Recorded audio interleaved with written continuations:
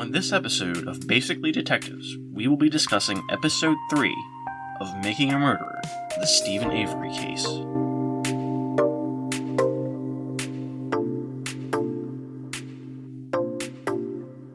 Hey everybody, your second favorite co-host here, Rick. That's right, I am here. I am proud, and I am happy to be back after a little bit of a hiatus. I was getting over being sick, among some other things. I am not joined by Kai today. Her and I are still working some things out, getting things prepared in the back end, and the two of us will be back to recording together in no time. So it's just me tonight, me and you, lovely lambs, getting some one-on-one time again. And as I said, I'm getting over being sick, so if my voice is hard to listen to, I do apologize. I will do my best to enunciate and make this as enjoyable as possible for everybody.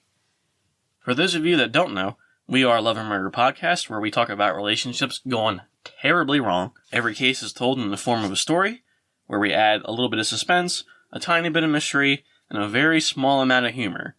And as Kai always says, we never make humor at the expense of the victim. You can join us every Sunday for new full-length episodes. You can also become a part of our Patreon by going to patreon.com/loveandmurder for bonus content, bonus episodes, and some amazing bloopers that we have upcoming. So, anyway, before we start, we have our usual disclaimer about Basically Detectives. If you guys would like to experience the full episode, the whole story about making a murder, please watch the show. Basically Detectives is not a review show. It is not a summarization of what happens in the story. It is merely me and Kai giving all of you a rundown on our opinions and how we felt about the show, about the case, about what happened, and maybe give some further insight on what happens. So please, if you've come here to experience the actual show without watching it, you have come to the wrong place. Also, if you are watching the episodes with us, you can go to our website, murderandlove.com, and click on our SOS system, where you will be able to give us a message about your thoughts. Or, if you would rather just leave us a comment below, you can also do that as well, and we will read your comment on the next episode. Now, getting straight into it, I don't really even know where to begin with this episode. Everything has taken a crazy turn. Every time something happens to Steven Avery, 5 other things seem to pop up against him, and the guy just can't catch a break. I mean, we've already talked about, in the beginning, he was in jail for 18 years. They let him go after they realized he was innocent. He got his freedom back. He was out for a little while. I know Kai is going into detail about, all the politicians using Steven for their own agendas and making him the poster boy of needing to fix the law enforcement in the area, all that kind of stuff. But now we're at the point where Steven is being blamed again for a murder. Now, this time around, everything seems to be against Steven. Now that he's been accused of this murder, the state apparently has discontinued its efforts to compensate him for the previous mistake of his imprisonment before. And the episode begins, we're at the preliminary hearing. It's being held so that a judge can determine whether or not there's enough evidence to target Steve and bind him to this murder. A lot of the witnesses at the preliminary hearing, they spoke about how they found the RAV4 car at the Avery salvage lot. Another witness, I believe it was some of the sheriffs, they claimed that they found fragments of bone in the fire pit, and then they started talking about how they found car keys in Steven's trailer after somebody had already looked in the spot where they were found, and supposedly a very specific lieutenant of the sheriffs was the one that found the keys. Again, despite the fact that a previous sheriff or cop or whatever looked in the area and found nothing. That was a little fishy to me. But, they go on to talk about how they were able to link DNA to Steven that they found on the key, and that they found blood on the ignition, all that kind of stuff. And I'm sitting here watching this, and I'm thinking, man, this is really convenient evidence. The thing with the key really bothers me. It's very suspicious to me that this key wasn't there after the first cop or two, or sheriff or two, went through the house and didn't see it. And now this lieutenant comes in and just, oh, look, I moved these slippers and boom, there's the key. I'm not a fan of that. That sounded very fishy to me.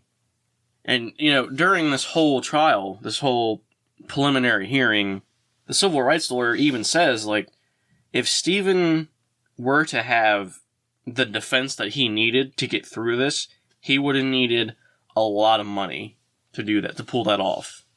And that's a very sad thing.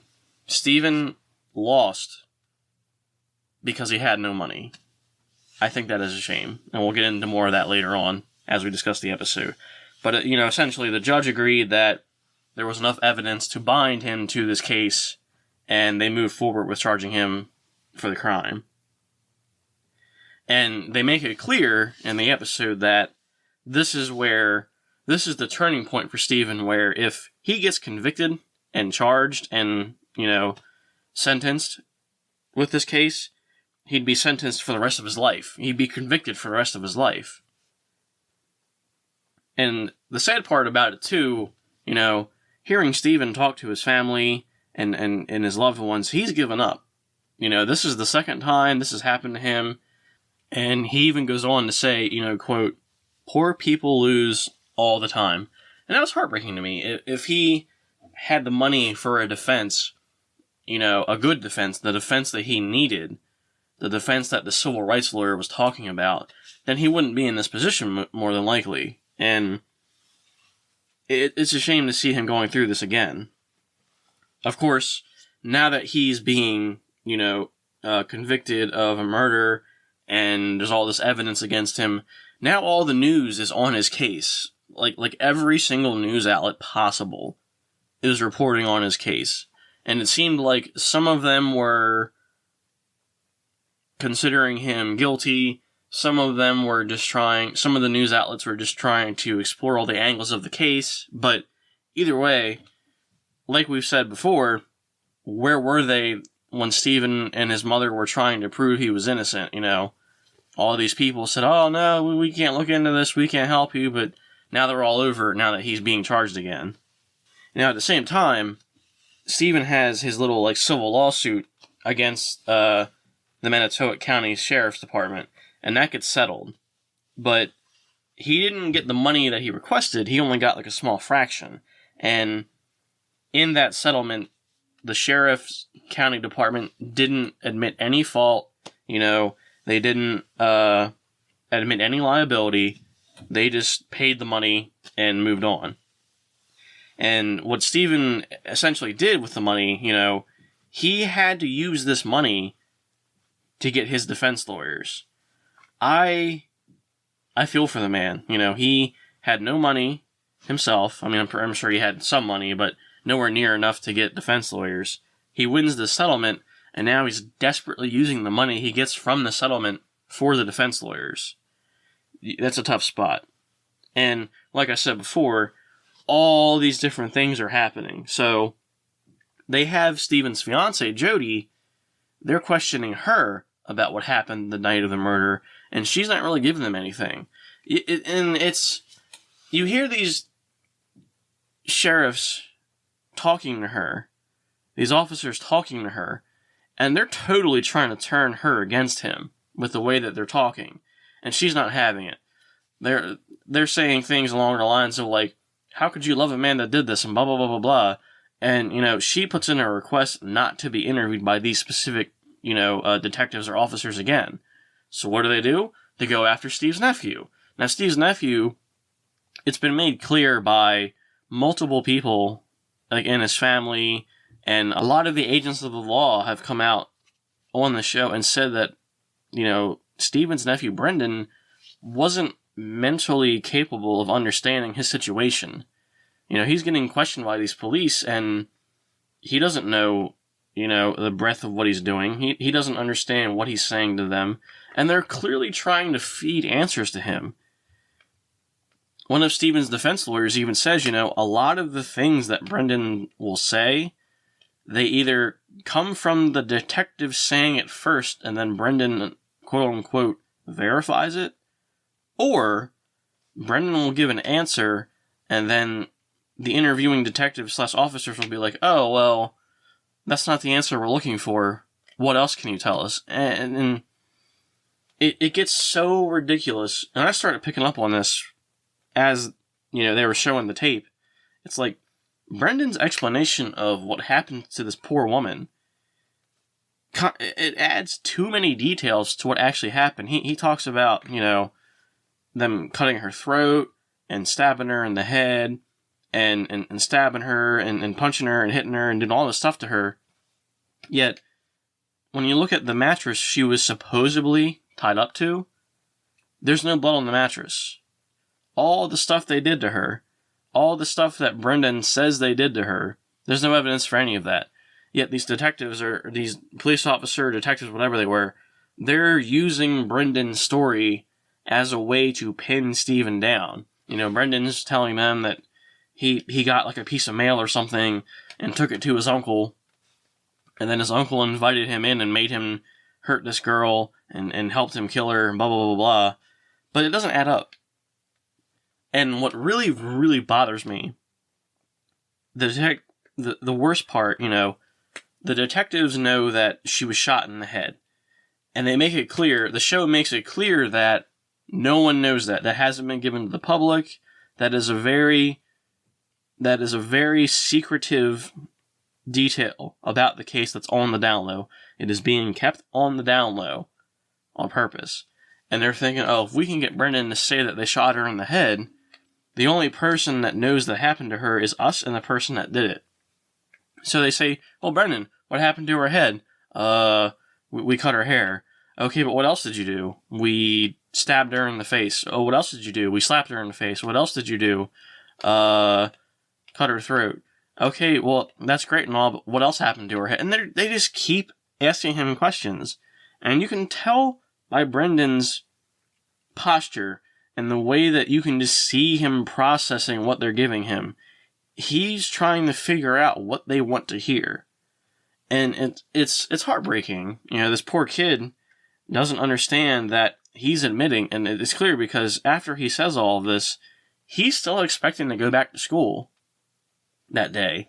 And it's honestly heartbreaking to see that he didn't understand the brevity of his situation or what he was getting into. But these officers are sitting there just using him for their agenda, trying to add in more information that isn't necessary or isn't true. There's definitely something weird going on with this case, and I can't wait for Kai and I to talk about it together, because there's a lot of stuff that can be processed here. But anyway, I'm not really a fan either of how the news harassed Steven's fiancée.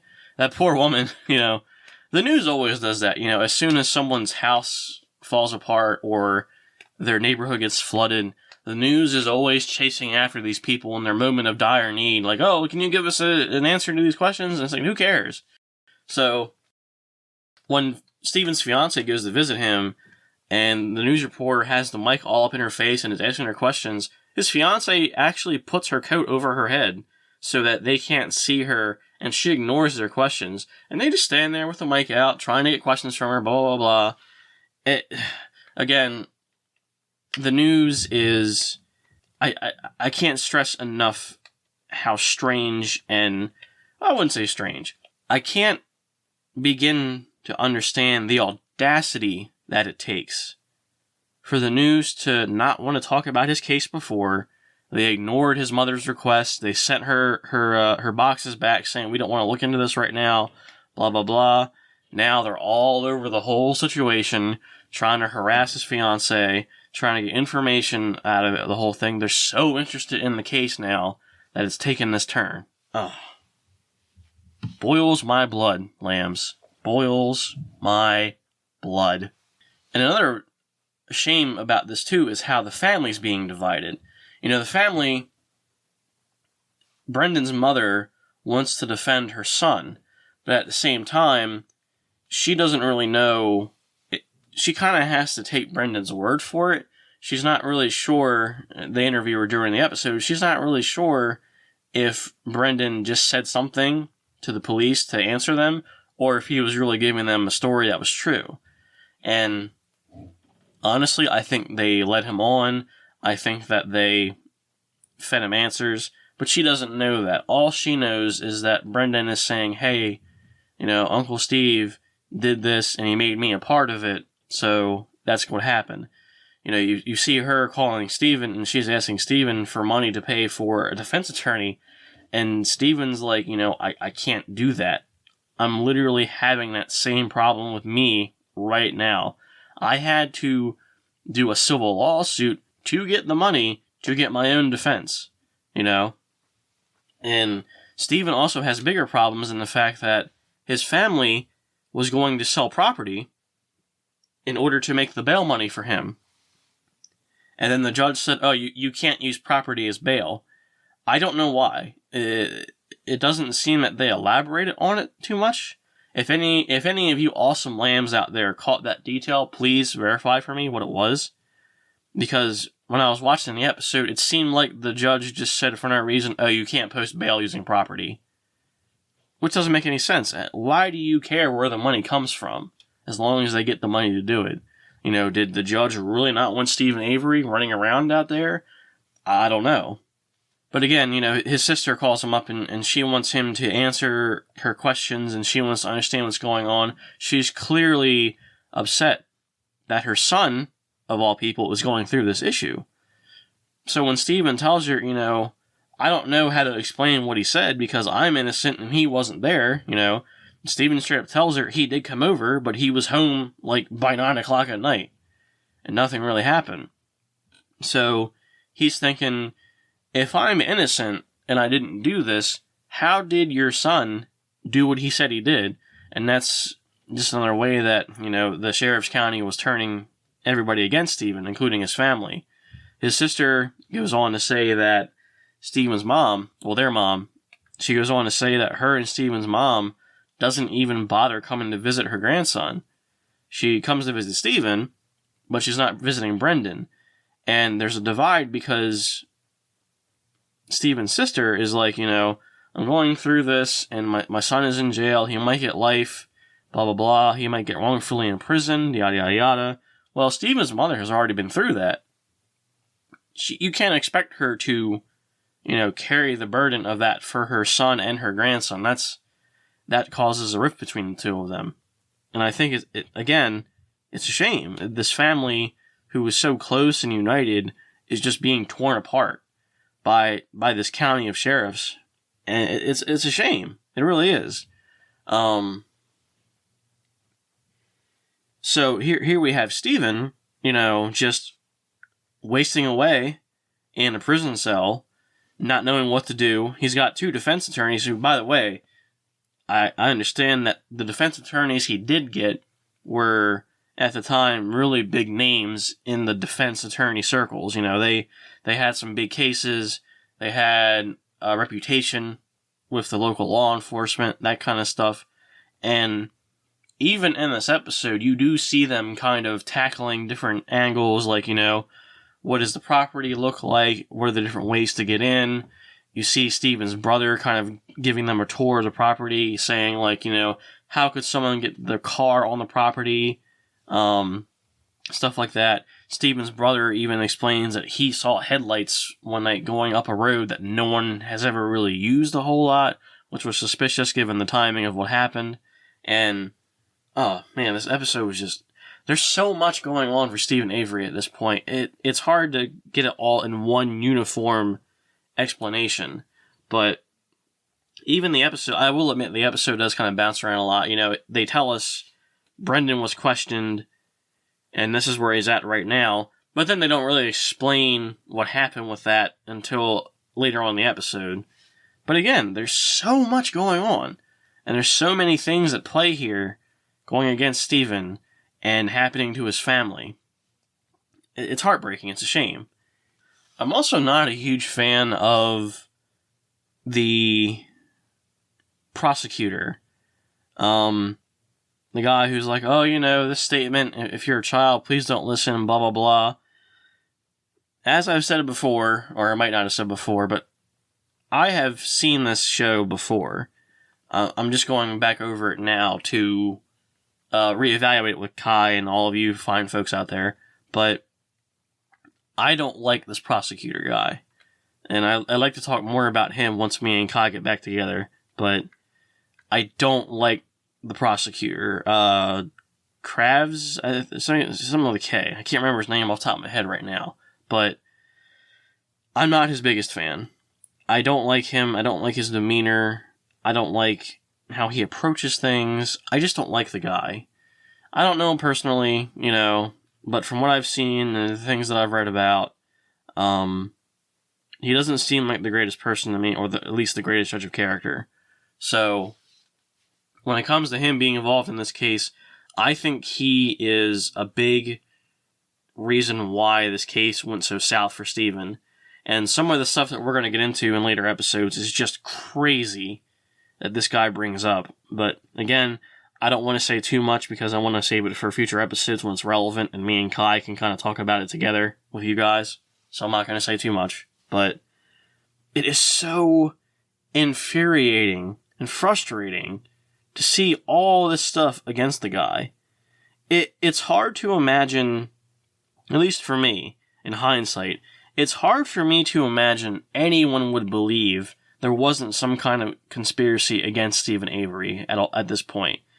They talk about how he was a big name for the politicians and all that, and he was a big poster boy for changing the law enforcement system, like I said earlier. And now, all this stuff just so happens to convene on him, and now he's being charged for murder again. It's insane. How can you not... Now, I respect other people's opinions, but from my point of view, I can't understand how you don't suspect there's some kind of conspiracy against the guy. It is crazy. It's insane. All this stuff that happens. But anyway, now we have Steven. He's sitting in jail. The only way he can talk to his family is, over the phone, with visits in jail. He's speaking with his mom and his dad. Again, he's losing hope. He's tired of doing this. He's tired of going through this. Every turn, he gets smashed down. He gets denied. He gets, he essentially, and one of the defense lawyers say this during a little portion of the trial, they say, people have forgotten the fact that you're innocent until proven guilty. Everybody and their mother seems to be approaching this like Steven is already guilty. Now, I don't know about you guys, but in my mind, he was absolved of his previous jail time. He was deemed actually innocent and released. So, that shouldn't be leaving any kind of impression in anybody's mind, to me at least. Now, you get clips where local townsfolk are saying that they always knew he was a bad person, and blah, blah, blah, blah. And maybe he wasn't the greatest guy. Again, I don't know him personally, but it's like, okay, innocent until proven guilty.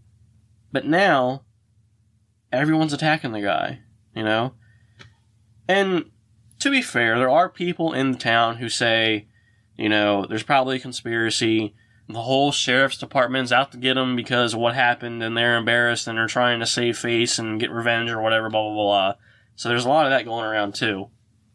I do like how the show not only focuses on Steven and his direct family, but it talks to, his aunt and, people around the town, that kind of thing. I do like it when shows do that. I'll give that to the show. It's a good show. I like it. I'm enjoying it. This is a crazy case. An insane, crazy, conspiracy type kind of case. But anyway, listening to Steven on the phone with his fiance, he's telling her, all I want to do is get out of here, live with you, get your kid, be a family, and then get the heck out of here. And I don't blame him. Everyone's out to get him, it seems like. The sheriff's department is putting him behind bars. They're tearing his family away from him. They're taking away his hope. When you lose hope, that's a whole different thing right there, guys. Hope is a big thing. When you don't have hope, it's over. You might as well give up. And that's what Steven did. He gave up. He's telling his mom and dad, he's like, just stop. Don't worry about it. I'm done. It's not going to matter. They got me. They're going to win again. Yada, yada. And, hearing his dad trying to, pep him up and set him straight, that's sad. That's really sad. I really do feel for the family. I know they have a history with the locals, but I do feel bad for the family given their position and where they're at. It's just sad. It's horrible. It's sad. Well, for now, that'll be it for this episode of Basically Detectives. Please leave us a like, leave us a comment. Please go to our Patreon if you're interested in becoming a member. We do have tiers starting at only $1.